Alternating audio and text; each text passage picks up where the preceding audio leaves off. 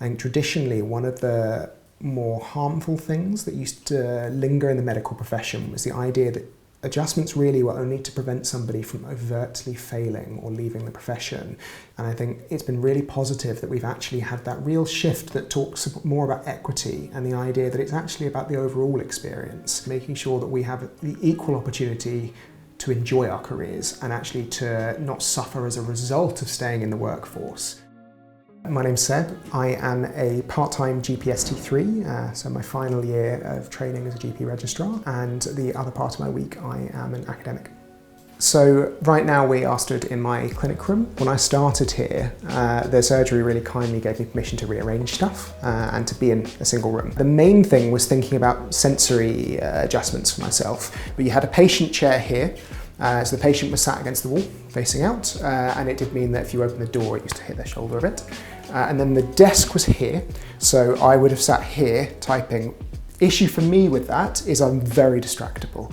The glare from the window would mean I wouldn't be able to focus particularly on my work. I often describe myself to people as a bit like a cat who loves a cardboard box. No idea why, but I like to have something behind me that's not a window. I can't explain it. On the subject of reasonable adjustments, they go beyond the doctor. My old supervisor put what we call a scheduled task on our OT system a year before I started here to herself to say, when Seb starts, this autistic patient wants to see him. So I phoned this patient and asked them outright, if I'm happy to see you, do you need any adjustments? And the one thing this patient said is, the biggest difference anything could make to me is being able to see a non-ticking clock. And I didn't have the ability to move the one on the wall, so I just bought a cheap little, I'll pick it up.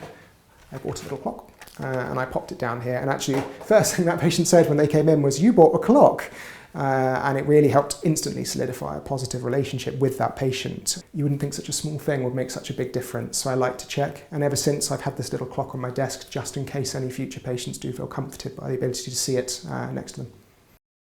I definitely didn't find foundation school easy. I remember everyone kept telling me I was doing really well, so I felt like I wasn't doing well, but it wasn't obvious to others. And I suppose that does reflect, at the time I didn't know I was autistic. I hadn't recognised that, no one had mentioned anything to me, but I was exhausted. I was struggling to get through, I'd get home and go straight to bed. I was struggling in my personal life because work took everything from me at that point just to maintain that very good doctor that I was. And I think not recognising my own neurotype at the time, it meant that I wasn't able to cut myself some slack around that and accept that I was a perfectly good neurodivergent person and didn't need to be a neurotypical person. Reasonable adjustments is a highly subjective term. Simplest way is to think of it from a legal point of view, which is just changing certain aspects of a job that don't jeopardise the job role itself, but really help to remove barriers to that job, to promote not just keeping people in the workforce, but actually equitable experiences of work. One example of an adjustment I had back when I was working in hospital jobs as an ST1 and ST2 was that I had regularised shift patterns. So recognising that constant changes in the day you work and the hours you work can be overtly disabling for autistic folks in terms of the chaos, essentially. The main reasonable adjustment that was provided in this post was having a set clinic room and the ability to redesign that clinic room. Having had adjustments to the way I work and gotten used to my own working pattern, a lot of personal strengths have been able to come out. So I think looking at things like my anonymous feedback I get from patients, there's really strong theme of people feeling truly heard and understood.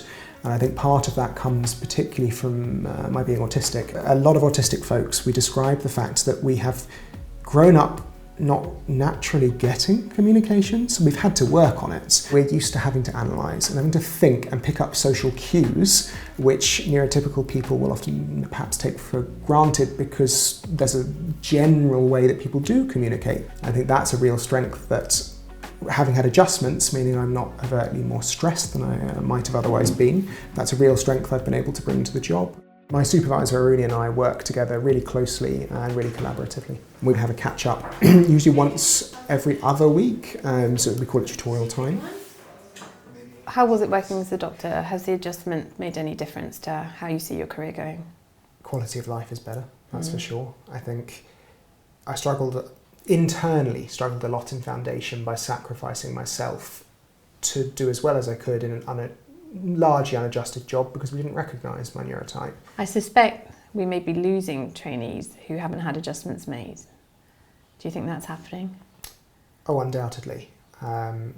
Yeah, I'm aware of at least a few personally who I would say have left over those sorts of circumstances. I think having neurodivergent doctors is so important to ameliorate a lot of the barriers to healthcare for neurodivergent patients. So losing a lot of doctors along the way who perhaps didn't get adjustments, felt they had to mask the whole time, which led to burnout, mental health challenges. It's really sad to think of people feeling no way out other than having to leave their career to protect their own mental health, and patients will lose out on the fact that they're not represented within the workforce. What would you say to any employers who aren't sure where to start with adjustments?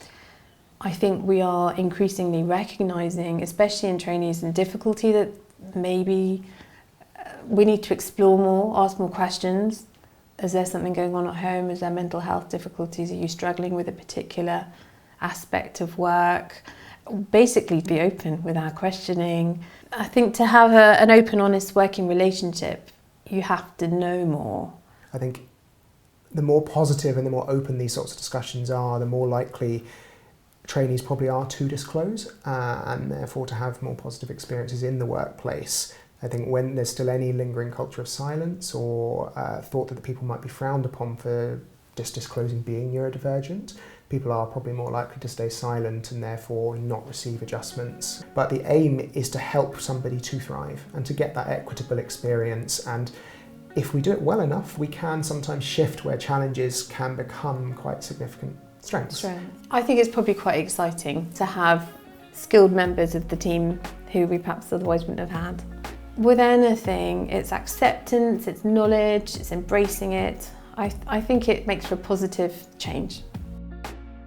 Improving access to reasonable adjustments is a top priority for disabled doctors and medical students. But we need to build more awareness of how this works in practice. Help support others by sharing how adjustments have worked for you. To take part, visit the BMA website.